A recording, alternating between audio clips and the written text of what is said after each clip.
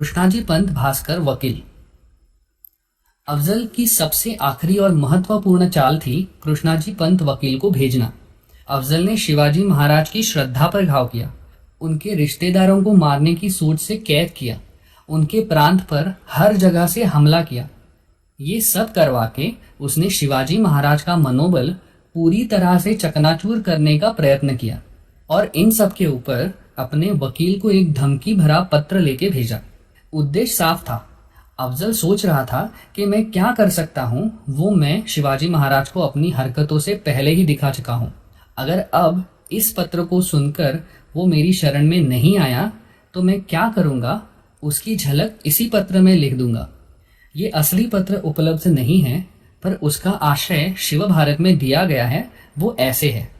तुमने आजकल कदम कदम पर जो उद्दंड बर्ताव शुरू किया है वो आदिल शाह के दिल में चुभ रहा है।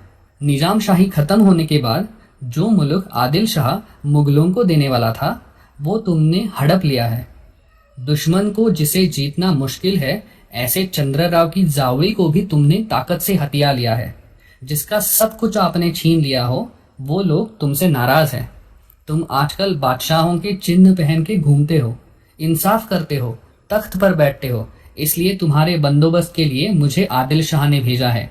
मेरे साथ जो 6 प्रकार की फौज बादशाह ने भेजी है वो मुझे हमले के लिए हर वक्त उद्युक्त कर रही है।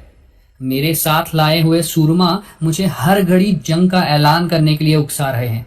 तो ये समझकर मुझसे सुलह करके अपने सारे किले और मुल्क मुझे सौंप दो। ये पत्र और ये सारी स्थिति किसी कमकुवत हृदय के इंसान को आत्महत्या करने पर विवश कर देती। अफजल खान ने अपनी सारी चालें लोमड़ी की चतुरता से चली थी। शिवाजी महाराज खुले मैदान में तो उसका सामना नहीं कर पाते, तो अफजल से सुलह करने के अलावा उनके पास और कोई विकल्प नहीं बचा था। और जब महाराज उसे मिलने आते तब उन्हें धोखे से मारने का मंसूबा अफजल पहले ही बना चुका था। अगर खुले मैदान में महाराज अफजल का सामना करते तो उनका सर्वनाश तो तय था। अफजल अब निश्चिंत था। अब जिद भी उसकी थी और पट भी उसका था।